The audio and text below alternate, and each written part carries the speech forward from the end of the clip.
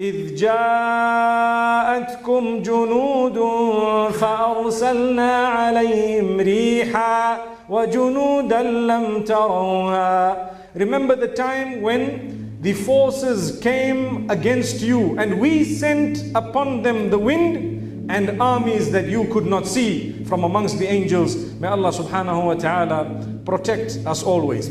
Also, we should know a lesson for all of us. The help of Allah comes after great test and difficulty. When you are in the hardest moments of your life, you should know the doors are about to open. You are the closest to the opening of the doors. And this is something which is sunnatullah. It is the plan of Allah subhanahu wa ta'ala, the system of Allah. The Quran is full of verses that show us that Allah subhanahu wa ta'ala has tested prophet after prophet until when they were at the peak of the test, the doors opened one after the other and Allah subhanahu wa ta'ala granted them help.